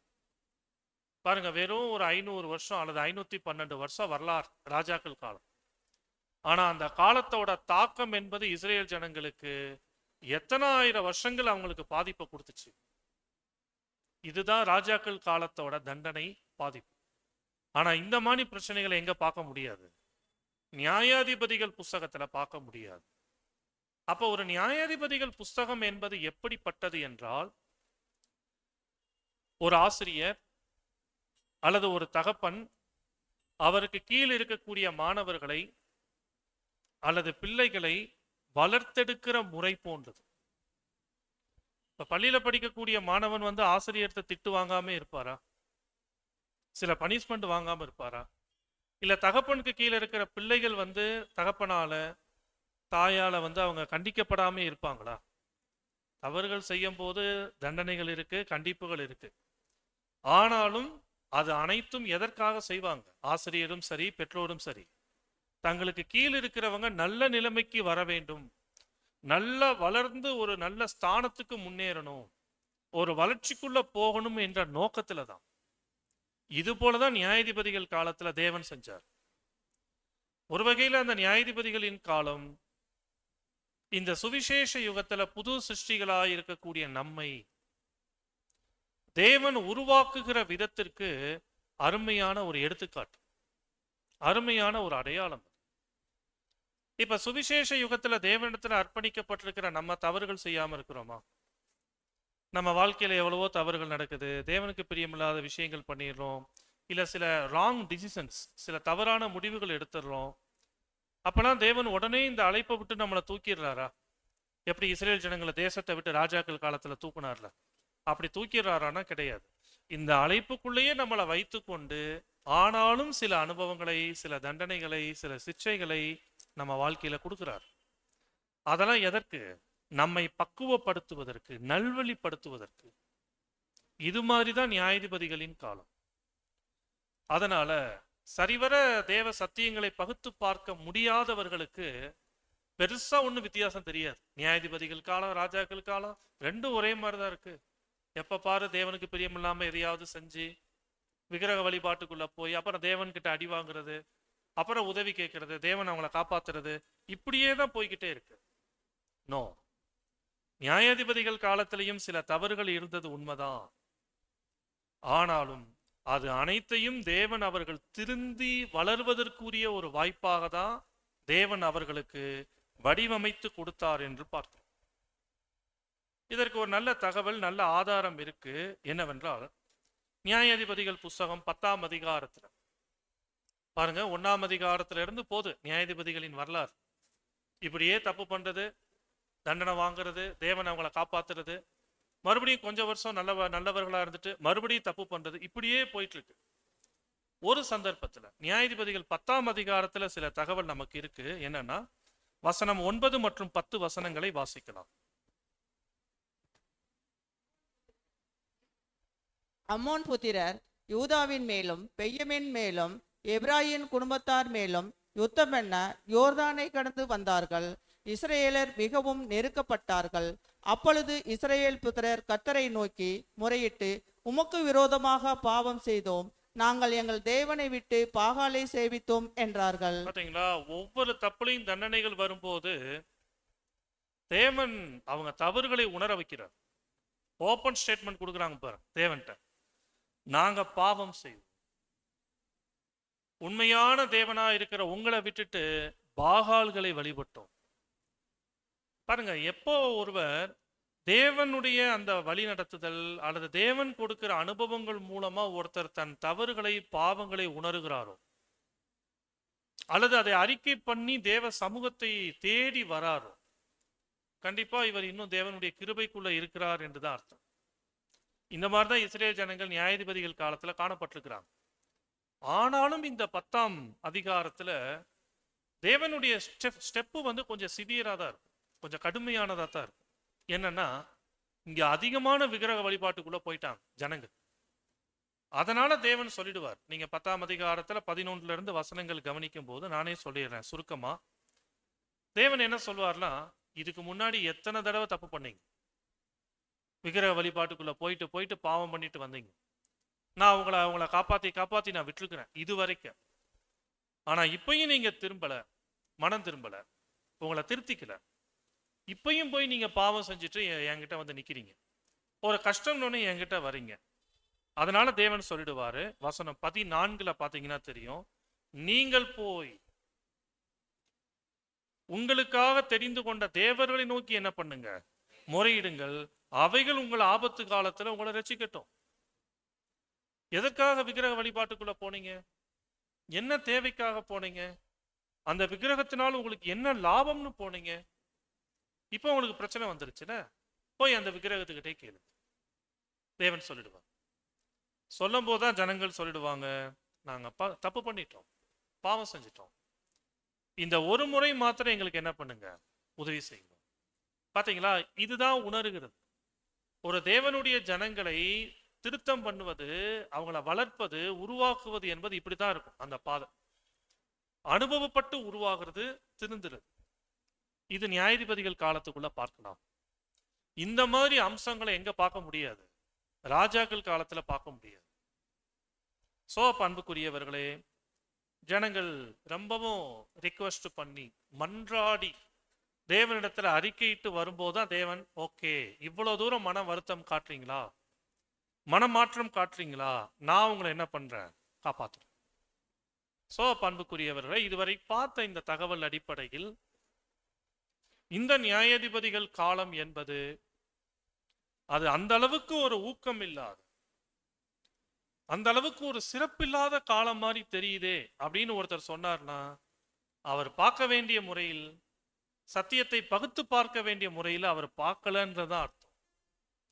ஆனா வேதமானவர்களா இருக்கிற, உண்மை சத்தியத்தின் பாதைக்குள்ள இருக்கிற நமக்கு தேவன் வேண்டிய பரிசுத்தாவி, வேண்டிய அவருடைய கிருபை ஞானத்தை நமக்கு கொடுத்திருக்கிறார். நிச்சயம் வித்தியாசம் இருக்கு நியாயாதிபதிகள் காலத்துக்கும் ராஜாக்கள் காலத்துக்கும். ஒருபோதும் நியாயாதிபதிகள் காலத்தை எதோடு போய் நம்ம ஒப்பிடவே முடியாது, ராஜாக்கள் காலத்தோடு ஒப்பிடவே முடியாது. ராஜாக்கள் காலம் ஒரு தனி மனிதன் மொத்த ஜனங்களையும் ஆளுகை செய்கிற காலம். ஆனா நியாயாதிபதிகள் காலம் அப்படி அல்ல, எல்லோரும் தேவனுடைய ஜனங்கள். இதுல உயர்ந்தவர் தாழ்ந்தவர் என்ற பாகுபாடு கிடையாது. ஒருவேளை ஒரு பிரச்சனையா யார் தீர்க்கிறது? தேவன் எழுப்புவார் அதற்குரிய பாத்திரங்களை. ஜனங்கள் செய்ய வேண்டியது மனிதர்களை தேடி அல்ல, யாரை தேடி தான் போகணும், கர்த்தரை தேடி தான் போகணும். இது ராஜாக்கள் காலமா இருந்தா யாரை தேடி ஓடுவாங்க? ராஜா எங்க இருக்கிறாரு, தீர்க்கதரிசி எங்க இருக்கிறாருன்னு தேடி ஓடுவாங்க. ஆனா நியாயாதிபதிகள் காலம் அப்படி அல்ல, அது சிறப்பு வாய்ந்தது. எனவேதான் தேவன் சொன்னார், ஏசாயா 1:26 வசனத்துல, உன் நியாயாதிபதிகளை நான் முன்னிருந்தது போல, உன் ஆலோசனைக்காரரை ஆதியில் இருந்தது போல திரும்ப கட்டளையிடுவே. அப்படிப்பட்ட அந்த நியாயாதிபதிகள் காலம் எதிர்காலத்துல மீண்டும் வரும் இல்லையா? தீர்க்க தரிசனம் சொல்லியிருந்தா அதான அர்த்தம். இப்ப நம்ம பாடத்தோட இந்த முதல் வகுப்பினுடைய ஒரு கடைசி பாகமாக, அப்படி எதிர்காலத்துல நியாயாதிபதிகளின் கால நிறைவேறுதல்கள் சம்பவிக்கும் என்றால் என்னென்ன வகையில சம்பவிக்கும்? உங்களுக்கு ஒரு சப்டைட்டிலே இருக்கு, நியாயாதிபதிகளுடைய காலங்களின் எதிர்கால நிறைவேறுதல். திரும்ப கட்டளையிடுவேன்னு சொல்லியிருக்கிறாரே, எப்போ, எப்படி, எந்தெந்த காலங்களுக்குள்ள ஒரு நியாயாதிபதிகளின் காலத்தை போன்ற ஒரு ஒளி, ரிஃப்ளெக்ஷன், பிரதிபலிப்பு பார்க்க முடியும் என்றால் 3 வகையா சொல்லலாம். நியாயாதிபதிகள் காலம், அந்த காலம் போன்ற அனுபவங்கள் கடந்து வரும் என்பதற்கு ஒரு 3 வகையான நிறைவேறுதல்களை நாம் இந்த பாடத்துல முன்வைக்கலாம். அதுல முதலாவது ரீப்ரின்ஸ் 3102, அதுல சொல்லப்பட்டிருக்கிற தகவல்களை நம்ம கவனிக்கும் போது பல விதங்களில் இது இஸ்ரேலர்களுக்கு சாதகமான காலமாய் இருந்தது என்பது கர்த்தருடைய வாக்குத்தத்தத்தில் மறைமுகமாக இருக்கு. சொல்லிட்டு அந்த வசனம் காட்டுறார். காட்டிட்டு இப்ப சகோதரர் சொல்ல வருகிறது என்னவென்றால், ரீப்ரின்ஸ் 1869 அது இருக்கு. சகோதரிகள் முடிஞ்சா நீங்க வாசிங்க. ரீப்ரின்ஸ் 1869. நியாயாதிபதிகளை ஏற்படுத்துவது ஒரு கிருபை மற்றும் நன்மை பயக்கும் நோக்கம் என்பதை கவனத்தில் கொள்ள வேண்டும். அது ஜனங்களை விடுவித்து ஆசீர்வதிப்பதே தவிர அவர்களை கண்டித்து தண்டிப்பதல்ல. பாருங்க, இங்க இன்னொரு தகவல் கூட இருக்கு. நியாயாதிபதிகளை தேவன் ஏற்படுத்துவார் என்றால் ஜனங்களை அழிக்கிறதற்கோ நாசம் பண்றதுக்கோ கிடையாது, அவர்களை நல்வழிப்படுத்துவது. இப்ப வாசிக்கலாம். ஒரு நியாயாதிபதியின் ஸ்தானத்தை பற்றிய இந்த கோணத்தை நமது ஆசீர்வதிக்கப்பட்ட ஆண்டவர் இயேசு உலகை நீதியுடன் நியாயம் தீர்க்க வருகிறார் என்ற வாக்குத்தத்தத்தோடு ஒப்பிடும்போது அது எவ்வளவு மதிப்புமிக்கது. அன்புக்குரியவர்களே, ஒரு ஃபர்ஸ்ட் அப்ளிகேஷன் ஏசாயா 1:26 படி நியாயாதிபதிகளின் காலம் மறுபடியும் வரும் என்றால் ஆண்டவராய் இருக்கிற இயேசு கிறிஸ்து 1000 வருஷம் இந்த பூமியை, இந்த உலகத்தை, ஒட்டுமொத்த மனுக்குலத்தை அவர் ஆளுகை செய்கிற போது அவருக்கு பல வகையான ஸ்தானங்கள் பொருந்தும். பிரதான ஆசாரியர், ராஜாதி ராஜா, இல்லையா?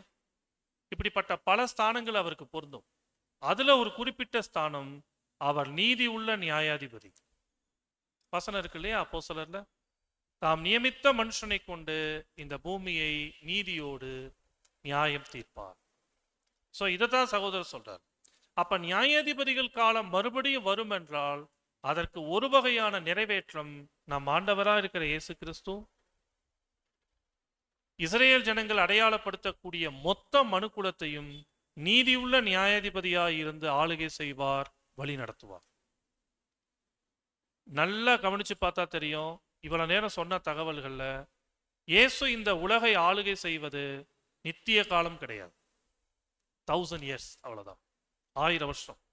ஏன்? ஆமா, நியாயாதிபதி காலத்துல தேவனால் எழுப்பப்படுகிற எந்த மனுஷனும் ஜனங்களை காலகாலம்லாம் என்ன பண்ணிக்க கூடாது, ஆளக்கூடாது. அவங்களுக்கு பிரச்சனை என்ன, எதுல கஷ்டப்படுறாங்க, எதுல பாதிக்கப்படுறாங்க, அதை மட்டும் சரிப்படுத்திட்டு மற்றபடி ஜனங்களை என்ன பண்ணிடணும், ஃப்ரீயா விட்டுறணும். தேவனுக்கு பயந்து வாழுங்க, தேவ வார்த்தையின்படி வாழுங்கன்னு விட்டுறணும். அவங்களுக்கு ஒரு பிரச்சனையை நான் ஷார்ட் அவுட் பண்ணிட்டேன்னு சொல்லிட்டு ஜனங்களை இவர் கண்ட்ரோல் பண்ணி என்ன பண்ணக்கூடாது, வைக்கக்கூடாது. இதுதான் பழைய ஏற்பாட்டில் இருந்த உண்மையான நியாயாதிபதிகள். அப்படித்தான் நடந்திருக்கிறாங்க. இயேசு கிறிஸ்துவும் மனுக்குலத்திற்கு அப்படித்தான் செய்வார். நித்திய காலமா அவங்கள தான் கட்டுப்பாட்டில் வைக்கக்கூடியவராக இருக்க மாட்டார். 1000 years தேவனே அமைச்சு கொடுத்த காலம், இயேசுவே ஏற்படுத்தி கொண்ட காலம். நோ, தேவன் பார்த்து, பிதா பார்த்து கொடுத்திருக்கிறார் அப்படிப்பட்ட காலம். தாம் நியமித்த மனுஷனை கொண்டு அந்த ஒரு நாள் 1000 வருஷம் உலகை அவரு ஆளுவார். அந்த 1000 yearsல உலகை என்ன பண்ணிடுவார் அவரு? அவங்க எதை இழந்து போயிருக்கிறாங்களோ, எதுல பாதிக்கப்பட்டு இருக்கிறாங்களோ அதுல எல்லாம் அவங்கள தயார்படுத்தி ரெடி பண்ணிட்டு ஜனங்களை யார் கையில போய் ஒப்படைச்சிருவாரு? தேவன் கையில ஒப்படைச்சிருவார். சோ அப்ப நியாயாதிபதிகள் காலம் மறுபடியும் வரும் என்பதற்கு ஒரு பிரைமரி அப்ளிகேஷன், ஒரு முதன் நிலையான நிறைவேற்றம் நம் ஆண்டவரா இருக்கிற இயேசு கிறிஸ்து இந்த உலகத்திற்கு எதிர்காலத்துல ஒரு நீதி உள்ள நியாயாதிபதியாக கண்ணுக்கு தெரிகிற ராஜ்யத்தில் இருந்து மனுக்குலத்திற்கு புரியத்தக்க வகையில் இருப்பார். இரண்டாவது, அடுத்த ஒரு நிறைவேற்றம், நியாயாதிபதிகளை முன்னிருந்தது போல கொண்டு வருவேன் என்று சொல்லுகிறார் என்றால் அதற்கான அர்த்தம் என்ன? இது ரீப்ரின்ஸ் 4201 4201 இருக்கு, வாசிக்கலாம். முற்பிதாக்கள் இம்மானுவேலின் பரலோக ராஜ்யத்தின் மேற்பார்வையின் கீழ் தீர்க்கதரிசிகளாக அல்லது போதகர்களாக முழு அதிகாரத்துடன் காணப்படுவார்கள். நம்ம எல்லோருக்கும் பிரபலமா தெரிஞ்சிருக்கிற தகவல் தான். பழைய ஏற்பாட்டில் காணப்பட்ட முற்பிதாக்கள், சிறப்பாய் தேவனுக்காக வாழ்ந்த மனிதர்கள் எல்லாம் 1000 வருட அரசாட்சியில இந்த பூமியில கண்ணுக்கு தெரிகிற மனிதர்களாகவே உயிர்த்தெழுந்து வருவாங்க. வரும்போதே அவர்கள் பரிபூர்ணர்களாக எழுப்பப்படுவாங்க. அப்படி எழுப்பப்படுகிற முற்பிதாக்கள் பூமி எங்கும் பிரபுக்களாக அவர்களை வைப்பார். அப்ப பூமி எங்கும் பிரபுக்கள் என்றால் அதோட அர்த்தம் என்ன? கவர்னர், ஆளுநர்கள். இன்னொரு வார்த்தையில சொல்லிட்டா நியாயாதிபதி. சோ அப்ப கண்ணுக்கு தெரிகிற மனிதர்களாகவே 1000 வருட அரசாட்சியில நியாயாதிபதிகள் இருப்பாங்க.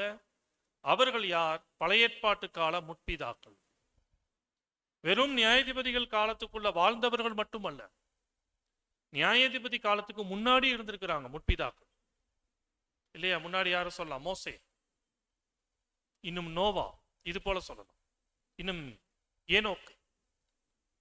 இப்ப நியாயாதிபதி காலத்தை தாண்டியும் அநேக நல்ல கதாபாத்திரங்கள் இருந்திருக்கிறாங்க. ஏன்னா முற்பிதாக்கள்ல கடைசியான நபர் யோவான் ஸ்நானன். பழைய ஏற்பாட்டில் இன்னும் எத்தனையோ தீர்க்கதரிசிகள் இருந்திருக்கிறாங்க.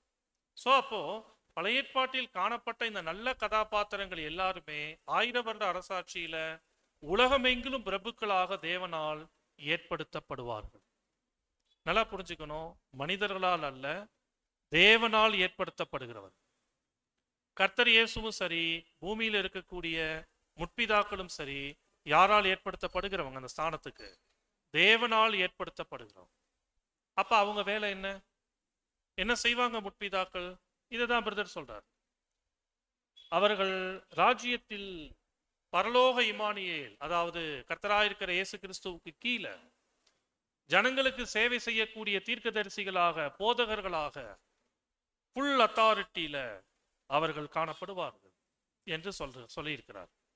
ஸோ அன்புக்குரியவர்களே, ஜனங்களுக்கு வேண்டிய வழிநடத்துதல், ஆலோசனைகள், எச்சரிப்புகள், புத்திமதிகள், அவங்களுக்கான பிராக்டிக்கல் லைஃப்ல ஏற்படுகிற பல டிஃபிகல்டிஸ். ஏன்னா உயிர்த்தெழுந்து வராங்கல்ல மனிதர்கள், சாதாரண ஒரு மனுஷனாவே தான் வராங்க, ஒரு சராசரி சரீரத்தன்மையோடு. அப்ப அவங்களுக்குள் பல போராட்டங்கள் இருக்கும், சரீர பிரகாரமா, மனதளவில், அறியாமையில, இன்னும் பழைய எண்ணங்கள், பழைய உலகத்தின் எண்ணங்கள் வரும். அப்ப இதெல்லாம் எப்படி ஓவர் கம் பண்றது? கண்டிப்பா இன்னைக்கு மாம்சீக ரீதியா நமக்கு சரீரத்துல பிரச்சனைகள் வந்தா, வியாதிகள் வந்தா மருத்துவர்கிட்ட போறோம். 1000 இயர்ஸ்ல உயிர்த்தெழுந்து வர மனிதர்களும் யாரை நாடிதான் போகணும்? முற்பிதாக்கள். சோ அன்புக்குரியவர்களே, நல்லதொரு நியாயாதிபதிகளாக எதிர்காலத்தில் முற்பிதாக்கள் மீண்டும் இந்த பூமியில் கொண்டு வரப்படுவார்கள். மூன்றாவது, நியாயாதிபதிகள் காலத்தை மறுபடியும் கொண்டு வருவேன் என்பதற்கான ஒரு மூன்றாவது வகையான நிறைவேற்றம் ரீபிரின்ஸ் நம்பர் 5645 5645 சகோதரி அவர்கள் வாசிக்கலாம். தேவன் இஸ்ரேலருக்கு நியாயாதிபதிகளை கொடுத்திருந்த இந்த ஏற்பாடு சுவிசேஷ யுகத்தில் தேவன் ஆவிக்குரிய இஸ்ரேலரோடு கொண்டிருந்த தொடர்புக்கு இசைவாக இருந்தது. அதாவது அந்தந்த காலத்தில் விசேஷித்த ஆலோசனைக்காரர்களையும் விடுவிப்பவர்களையும் ஊழியர்களையும் ஏற்படுத்தி வந்தார். அன்புக்குரியவரே, ரொம்ப ஆச்சரியம். நியாயாதிபதிகள் காலத்துல, பழைய ஏற்பாட்டின் நாட்களில் மாம்சீக இஸ்ரேலர்களுக்கு வேண்டிய சில காப்பாற்றப்படுதல், சில பிரச்சனைக்கான தீர்வு, வேண்டிய சில ஆலோசனைகள், வழிநடத்துதல்களுக்கு தேவன் எப்படி விசேஷ பாத்திரங்களை எழுப்பினார். நல்லா இங்க பாயிண்ட் நம்ம கவனிக்கணும். நியாயாதிபதியா பழைய ஏற்பாட்டு காலத்தில் எழுப்பப்பட்டவர் எப்பயுமே சண்டை போட்டு இஸ்ரேல் ஜனங்களை காப்பாற்றுகிறவராக மட்டுமே இருந்திருக்கிறார் அப்படின்னு கிடையாது. ஒரு பெண் நியாயாதிபதி பத்தி பார்த்தோம்ல லிஸ்ட்ல 16 பேர்ல, தெபோரால் போய் கத்தி எடுத்து சண்டையா போட்டுருப்பாங்க. அப்ப தெபோராளுடைய பணி என்னவா இருந்திருக்கு? ஜனங்களுக்கு ஒரு அறிவுறுத்தல் கொடுக்கிறது. உங்களுக்கு ஏன் இந்த மாதிரி பிரச்சனை வந்திருக்கு, ஏன் புறஜாதிகள் உங்களை அடக்கி ஆள்றாங்க, அதுக்கான காரணம் என்ன, நீங்க தேவனை விட்டு எவ்வளவு தூரம் போயிட்டீங்க, மற்றும் இப்ப வந்திருக்கக்கூடிய பிரச்சனைகளை நீங்க எப்படி கையாளணும், இந்த அனைத்து புத்திமதிகளை கொடுத்தவங்க தெபோரால். சோ அப்போ ஒரு நியாயாதிபதி என்பவர் ஜனங்களுக்கான பாதிப்பு, பிரச்சனை என்ன வகையாக இருக்கோ, என்ன தேவையாக இருக்கோ அதை மீட் அவுட் பண்ணுகிறவர், அதை சந்தித்து அதை தீர்வுபடுத்தி கொடுக்கக்கூடிய பாத்திரம் தான் நியாயாதிபதி. இதே போலவே சகோதரர் ரசல் அவர்கள் கனெக்ட் பண்றாரு. காஸ்பல் ஏஜ், சுவிசேஷ யுகம். சுவிசேஷ யுகத்துல கூட உண்மை திருச்சபை அல்லது ஆவிக்குரிய இஸ்ரேலர்களுக்கு காப்பாற்றப்படுதல் தேவை. ஆவிக்குரிய இஸ்ரேலர்களுக்கு வேண்டிய போதனைகள் தேவை, வேண்டிய ஆலோசனைகள் தேவை, எச்சரிப்புகள் தேவை, சில வழிநடத்துதல்கள் தேவை. அப்ப இதற்கும் தேவன் இந்த சுவிசேஷ யுகம் முழுக்க என்னதான் பண்றாரு? சில விசேஷ பாத்திரங்களை எழுப்பத்தான் செய்கிறார். ஜென்ரலா சுவிசேஷ யுக சபையினுடைய அனுபவங்களை பார்க்கும்போது ஒருவேளை சபையினே சொல்லிடலாமே. இப்ப சபைக்குள்ள தேவனுடைய ஊழியத்தை, தேவனுடைய சேவையை செய்வதற்கான சில அரேஞ்ச்மெண்ட் இருக்கு, சில வழிமுறை இருக்கு. அது என்னன்னா, சபையில ஊழியர்களை தேர்ந்தெடுக்கக்கூடிய தேர்தல், எலெக்ஷன். அப்ப இந்த வகையாக ஊழியர்கள் தேர்ந்தெடுக்கப்படுகிறாங்க. அவங்க ஜனங்களுக்கு, எக்லீசியாவுக்கு சர்வ் பண்றாங்க. இது நல்ல விஷயம், இதுல மாற்று கருத்து இல்லை. ஆனால் அன்புக்குரியவர்களே, இதே சுவிசேஷ யுகத்தில் தேவன் எழுப்பக்கூடிய சில விசேஷ பாத்திரங்கள் எல்லா காலகட்ட சபையிலும் இருக்கத்தான் செய்வாங்க. அப்படி இருக்கக்கூடியவர்களுக்கு ஏதாவது ஒரு விசேஷ ஸ்தானம் இருக்குமா? ஜனங்களால் ஏற்படுத்தப்பட்டவர்கள் அப்படின்ற ஒரு அங்கீகாரங்கள் அவங்க விஷயத்துல பார்க்க முடியுமான்னா பார்க்க முடியாது. ஆனால் அவங்களுடைய பாத்திரத்தன்மை, அவங்களோட ஊழியங்கள் என்பது அவங்க காலத்துல காணப்படுகிற உண்மை திருச்சபைக்கு ரொம்ப அவசியம், ரொம்ப தேவையாக இருக்கு. உதாரணம் சொல்லிடலாமே. இப்ப அப்போஸ்தலர்கள் ஜனங்களால் ஏற்படுத்தப்பட்டவர்களா? நோ. 7 கால சபையின் தூதர்கள் ஜனங்களால் ஏற்படுத்தப்பட்டவர்களா? கிடையாது. ஆனா பாருங்க, இந்த பாத்திரங்கள் எவ்வளவு அவசியமானவங்க சுவிசேஷ யுகத்துல. இவங்க மூலம் அந்தந்த காலகட்ட சபை எவ்வளவு சிறப்பா போஷிக்கப்பட்டிருக்கு, காப்பாற்றப்பட்டிருக்கு. பல இருளான சூழல்ல இருந்து அது விடுவிக்கப்பட்டிருக்கு. இந்த யுகம் முழுக்க எவ்வளவு சிறப்பு அது. இதெல்லாம் அவர் என்ன சொல்லலாம், ஒரு மேஜரான பாயிண்ட். அப்போஸ்தலர்கள் 7 கால சபையின் தூதர்கள் என்று சொல்லும்போது அதோடு நம்ம புரிஞ்சு கொள்ளணும், எல்லா காலகட்டங்களுக்குள்ளேயும் தேவனால் பயன்படுத்தப்படுகிற சில விசேஷ பாத்திரங்கள் அந்தந்த கால சபையை போஷிக்கிறதற்கு தேவன் எழுப்பி கொண்டுதான் இருக்கிறார். மறுபடியும் சொல்லிக் கொள்ளலாம், நியாயாதிபதிகளுடைய காலங்களை பற்றி நம்ம பார்த்த இவ்வளவு நேரம் அனுபவங்களை வச்சு அது போன்ற நபர்களுக்கு ஒரு விசேஷ பட்டங்கள், விசேஷ ஸ்தானங்கள், இல்லை ஏதாவது ஒரு புலப்பெயர்கள் அவங்களுக்குன்னு இருக்குமானா கண்டிப்பா இருக்காது. அப்ப அப்படிப்பட்டவர்கள் மூலம் என்னதான் நடக்கும்? சபை போஷிப்பதற்கு, சபை இந்த உடன்படிக்கையின் ஜீவியத்தில் வளர்வதற்கு, இல்ல சில தவறான போதனைகள், இல்ல சில தவறான ஏற்பாடுகள்ல இருந்து, குழப்பங்கள்ல இருந்து சபை தெளிவடைவதற்கு அப்படிப்பட்ட நபர்களினுடைய ஊழியங்கள் சிறப்பு வாய்ந்தவைகளாக காணப்படும். ஆனா அந்த பாத்திரங்கள் ஜனங்கள் அல்ல. இல்ல அந்த பாத்திரமே தன்னைத்தானே ப்ரமோட் பண்ணிக்கிறவாரா? நோ. அந்த பாத்திரம் யாரால் எழுப்பப்படுகிறவர்? தேவனால் எழுப்பப்படுகிறவர். இன்னைக்கு நம்ம காலகட்டத்தில் அதுக்கு பல ஆதாரங்கள் சொல்லலாம். அநேக நபர்கள், சகோதரர்களும் சரி, சகோதரிகளும் சரி, விசேஷமா இந்தந்த கால சபையை போஷிப்பதற்கு என்று தேவனால் பயன்படுத்தப்பட்டு கொண்டுதான் இருக்கிறாங்க. ஒருவேளை இப்ப நம்ம கைகளில் வைத்திருக்கக்கூடிய பைபிள், இன்னும் எத்தனையோ வால்யூம்ஸ் இருக்கு, எவ்வளவோ ஆவிக்குரிய புத்தகங்கள் இருக்கு. அப்ப இந்த கடைசி காலத்துல அர்ப்பணம் பண்ணினவர்கள் சத்தியத்துல பலப்படுவதற்கும், இந்த பாதையில முன்னேறுவதற்கும் இந்த மாதிரி எழுத்துக்கள், இந்த மாதிரி ஆவிக்குரிய புத்தகங்கள் எவ்வளவு முக்கியம். இது போக அநேக சகோதரர்களினுடைய பலதரப்பட்ட உழைப்புகள், அவங்களுடைய பிரயாசங்கள் என்பதும் இந்த கடைசி காலத்தில் நடக்கிற அறுவடை ஊழியங்கள் அல்லது பொது ஊழிய வேலைப்பாடுகள்ல காணப்படுது. ஜனங்களால் ஏற்படுத்தப்படாதவர்களாக இருந்தாலும் அது போன்ற சில சிறப்பு வாய்ந்த மனிதர்களை தேவன் எழுப்பி பயன்படுத்தினதனுடைய ஒரு பலன், ஒரு கிருபைதான் இந்த கடைசி காலகட்டத்தில் இந்த அளவுக்கு ஒரு உண்மை திருச்சபை இந்த பூமியில இயங்கிக் கொண்டு இருக்கிறது என்று சொல்லலாம். இததான் சகோதரர் எழுதுறாரு. தேவன் இஸ்ரேல் ஜனங்களுக்கு நியாயாதிபதிகளை கொடுத்த இந்த ஏற்பாடு சுவிசேஷ யுகத்தில் ஆவிக்குரிய இஸ்ரேலர்களோடு தேவன் கொண்டிருக்கிற தொடர்புக்கு அது இசைவு. அதாவது அந்தந்த காலத்துல, 1ஆம் கால சபைக்கு மாத்திரமல்ல, 7ஆம் கால சபைக்கு கூட வேண்டிய சில ஆலோசனைகளை கொடுப்பதற்கு சில விசேஷ ஊழியர்களை தேவன் எழுப்பிட்டு தான் இருக்கிறார். ஆனா புரிந்து கொள்ளணும், அந்த ஊழியர்கள் ஸ்தானங்களை விரும்ப மாட்டாங்க. ஒருவேளை அந்த ஊழியர்களை போய் நம்ம கவனிச்சு அவங்கள விசேஷமா ஒரு உயர்த்தி தூக்கிடலாமா அப்படின்னா அந்த வலைக்குள்ள அவங்க என்ன பண்ணவும் மாட்டாங்க, வரவும் மாட்டாங்க.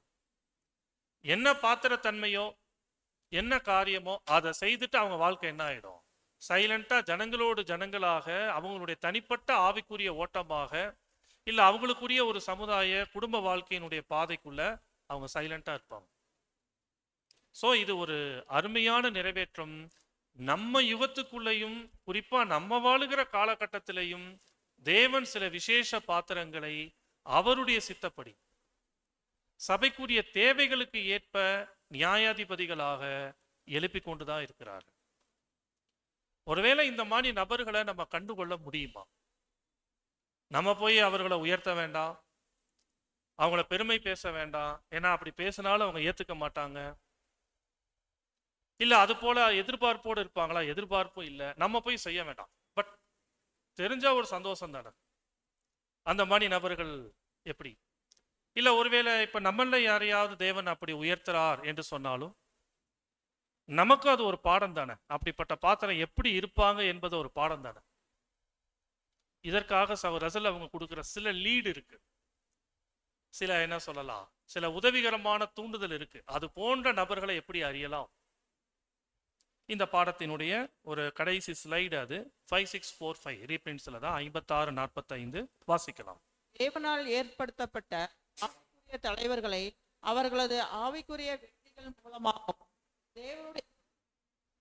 தேவனுடைய பிள்ளைகளை தேவனிடம் இருதயபூர்வமாக நெருக்கத்திற்கு கொண்டு வருவது மூலமாகவும் அறிந்து கொள்ளலாம். போதும், 2 பாயிண்ட் சகோதரர் சொல்றார்.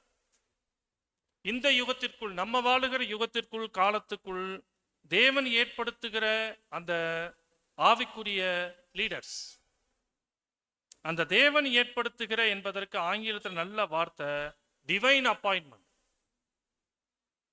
தெய்வீக நியமனம் செய்யப்பட்டவர்களை எப்படி அறியலாம்? நம்பர் 1, அவர்களது ஆவிக்குரிய வெற்றி, ஸ்பிரிச்சுவல் விக்டோரியஸ். அவர்களது ஆவிக்குரிய வெற்றினா எதை சொல்ல முடியும்? என்ன விளக்கம் கொடுக்கலாம்? அவர்களும் நம்மை போல அர்ப்பணம் பண்ணினவங்க இல்லையா, தேவனோடு உடன்படிக்கை செய்தவர்கள் தானே. அப்ப ஃபர்ஸ்ட் அவங்க சொந்த ரட்சிப்புல எப்படி இருப்பாங்க? ஜெயம் உள்ளவர்களா இருப்பாங்க. அவங்க மேல மேஜர் கம்ப்ளைண்ட் இருக்காது. சபைக்கு பாதகங்கள் ஏற்படுத்தக்கூடிய குற்ற செயல்கள் அவங்க கிட்ட இருந்து இருக்காது. இல்ல சொந்த ரட்சிப்புக்குரிய காரியங்களில் ஒரு பெரிய துர்சாட்சிகள் அவங்க என்ன பண்ணியிருக்க மாட்டாங்க.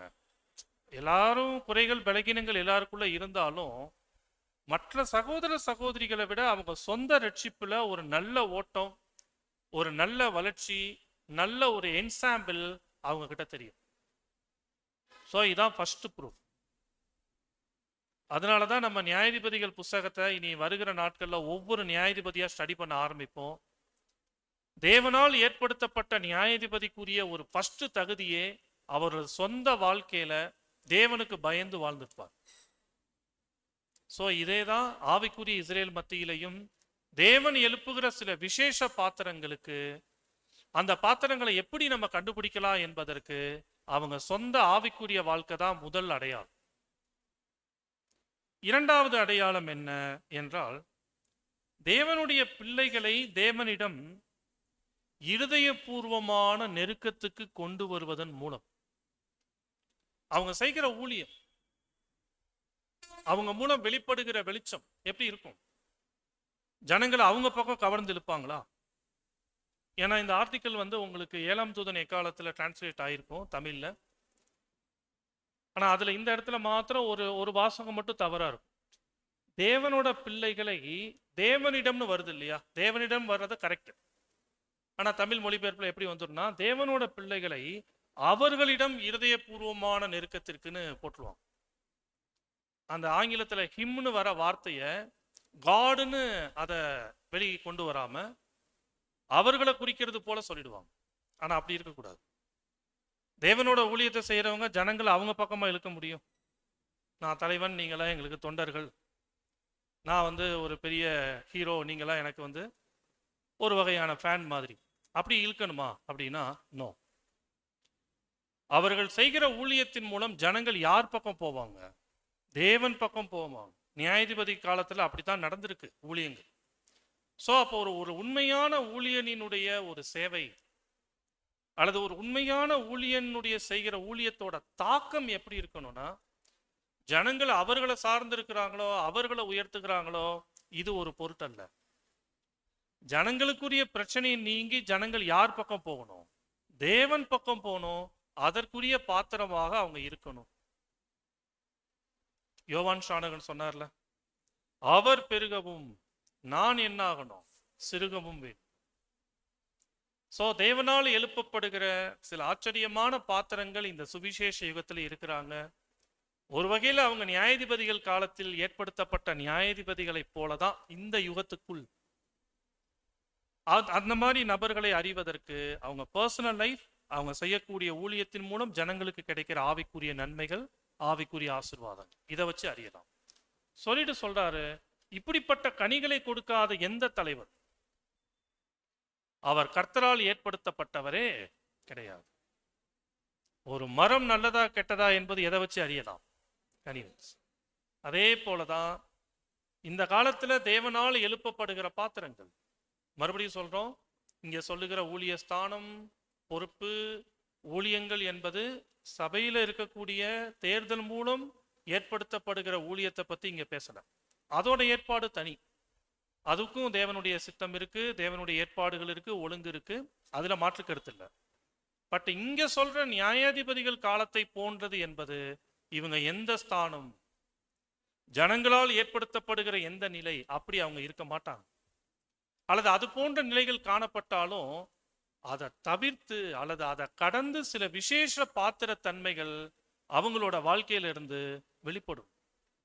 அது அவங்க வாழுகிற காலகட்டத்தினுடைய சபையின், அவங்கள சுத்தி காணப்படுகிற ஜனங்களின் ஆவிக்குரிய வளர்ச்சிக்கு வேண்டிய ஊழியமாக, வேண்டிய ஆலோசனைகளாக, வெளிச்சங்களாக இருக்கும். அதை தேவன் அவர்கள் மூலம் வெளிப்படுத்துவார்.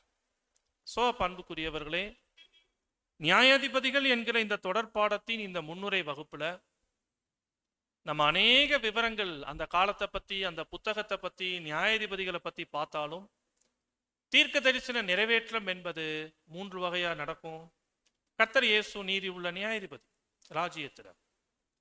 முற்பிதாக்கள் கண்ணுக்கு தெரிகிற பிரபுக்களாக பூமி எங்களும் இருப்பாங்க, அவங்களும் ஒரு வகையில நியாயாதிபதி. காஸ்பல் ஏஜ், சுவிசேஷ யுக சபை வரலாற்றுல கூட ஒவ்வொரு காலகட்ட சபைக்கு வேண்டிய பாத்திரங்களை தேவன் சிறப்பான நியாயாதிபதிகளைப் போல எழும்பத்தான் பண்ணுகிறார். சோ இந்த தகவல் அனைத்தையும் பார்த்திருக்கிறோம் இந்த பாடத்துல. இதை வைத்து நமக்கு புரிஞ்சிருக்கும், இந்த ஒரு தொடர்பாடம், இந்த ஒரு தலைப்புல ஒரு தியானத்தை நாம் ஏறெடுக்க வேண்டியது அவசியம். சோ அப்ப அடுத்த வாரத்துல இருந்து அந்த பழைய ஏற்பாட்டின் நியாயாதிபதிகள் புஸ்தகத்தில் காணப்பட்ட ஒவ்வொரு நியாயாதிபதிகளையும் தேவன் நமக்கு காலங்கள் கொடுக்கிறதற்கு ஏற்ப 1 by 1 நம்ம சத்தியத்தின் துணை கொண்டு தியானம் பண்ண ஆரம்பிக்கலாம். அவ்வாறு அவர்களை தியானம் பண்ணும்போது அதிலிருந்து நமக்கு பல படிப்பினைகள், பல ஆவிக்குரிய பாடங்கள் நிச்சயம் நமக்கு கிடைக்கும். தேவன் தாமே இந்த வார்த்தைகளை ஆசீர்வதிப்பாராக. பொறுமையோடு இவைகளை கவனித்திட்ட கேட்டுட்ட உங்கள் அனைவருக்கும் என் நன்றியினை நான் தெரியப்படுத்துகின்றேன். ஆமென்.